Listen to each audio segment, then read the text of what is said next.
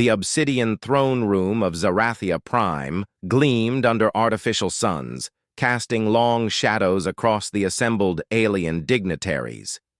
Empress Vex'Alia, her crystalline exoskeleton refracting light into rainbow patterns, surveyed the latest human delegation with barely concealed amusement.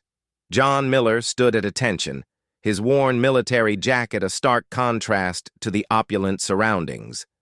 Beside him, Dr. Elsa Chen clutched her datapad, her knuckles white with tension. They were humanity's last hope. Earth's resources depleted, colonies overcrowded, and the Galactic Council had denied every petition for new territory. You humans are persistent. I'll grant you that. Vex'Alia's voice resonated through translation matrices embedded in the walls. 17 delegations in 3 cycles. Always begging for land. We're not begging. Your Majesty, John said evenly, we're negotiating. The Empress's laugh echoed like shattering glass. Negotiating requires having something of value. What can your species possibly offer that the Zarathian Empire needs? Elsa stepped forward, her scientific training overcoming her nervousness. Our research indicates Zarathia Prime has significant untapped agricultural potential. Human farming techniques could— We have automation for that, Vex'Alia interrupted, waving a clawed appendage dismissively. Then perhaps our military expertise, John offered. Humanity has defended against primitive species in your corner of the galaxy? Hardly impressive. The Empress leaned forward, her multifaceted eyes glinting with malice. However, I am feeling generous today. Perhaps even entertained by your desperation. She pressed a control on her throne's armrest. The floor of the throne room split apart, and from the depths below rose a massive containment cell. Inside prowled a creature that made Elsa gasp, and John's hand instinctively moved toward his sidearm. The beast stood 4 meters tall, covered in midnight black scales that seemed to absorb light. 6 legs ended in claws that scarred the reinforced floor with each step. 3 heads swayed on serpentine necks, each mouth filled with crystalline teeth that dripped luminescent venom. Its eyes, 12 in total, burned with primal intelligence and unmistakable hunger. The Vrakthul, Vex'Alia announced with evident pride. Apex predator from the death world of Colmar 7. It has killed 17 of my best beastmasters. We keep it as a symbol of nature's ultimate power, untamable, unstoppable. It's magnificent, Elsa whispered, already analyzing its movement patterns. It's a killer, the Empress corrected. Here is my proposition, humans. If you can tame this predator, make it docile enough to eat from your hand, I will grant your species full territorial rights to Zarathia Prime's southern continent. 3 million square kilometers of pristine land. The assembled court erupted in clicks, whistles, and synthesized laughter. The challenge was clearly meant as humiliation, a final rejection disguised as opportunity. John looked at Elsa. In her eyes, he saw the same determination that had gotten them through the Mars Rebellion and the Titan mining wars. We accept, he said. Vex'Alia's amusement deepened. You have 3 solar hours. The containment field will lower and you'll enter the arena. Unarmed, of course.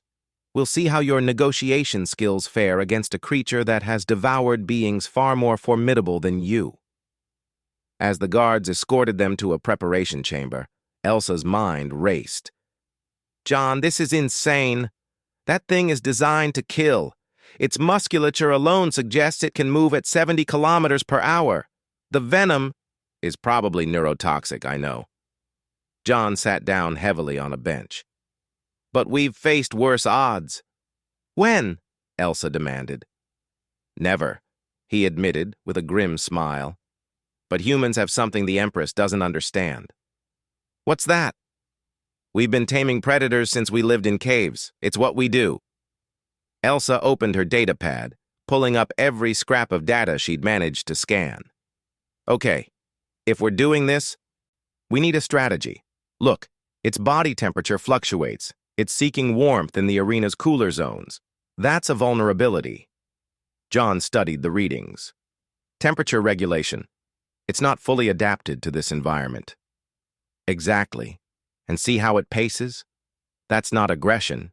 It's stress. This creature has been imprisoned, isolated. It's not evil, John. It's terrified. Over the next 2 hours, they formulated their approach. Elsa requisitioned specific items from the bewildered guards, all non-weapons, all seemingly useless. A thermal blanket, a container of a sweet human beverage, their own dinner rations. When the time came, the throne room had transformed into an amphitheater. Thousands of alien spectators filled the viewing galleries, eager to witness the humans' demise. The Empress sat front and center, her posture radiating anticipation.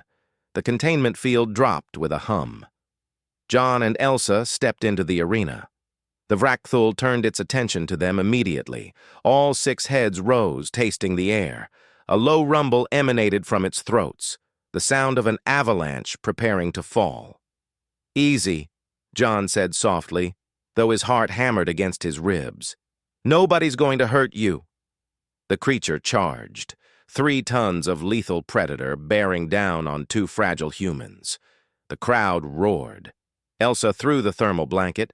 It unfurled mid-air, and John activated the heating elements they'd modified. The blanket landed across the Vrakthul's back, and the creature skidded to a halt, confused by the sudden warmth. John slowly lowered himself to the ground, sitting cross-legged, the most vulnerable position possible. Every instinct screamed at him to run, but he remained still. The Vrakthul approached cautiously, heads weaving, trying to understand these strange beings that offered warmth instead of weapons. It had expected violence. It had prepared for battle.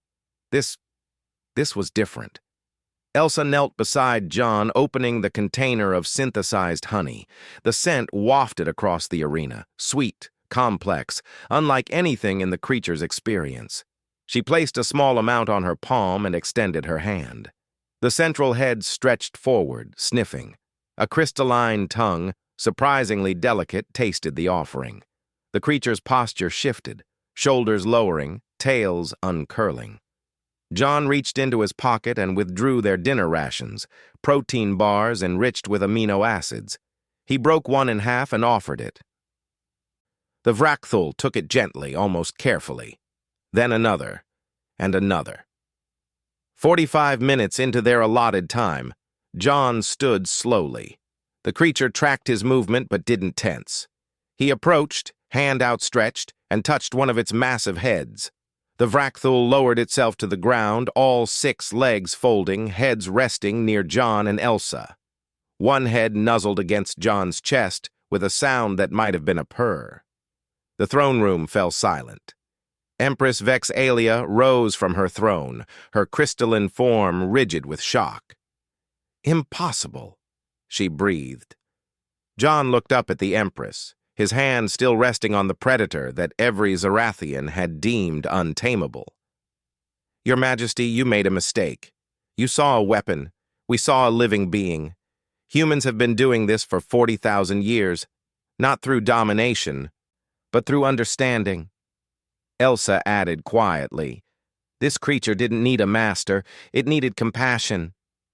The contract was signed within the hour.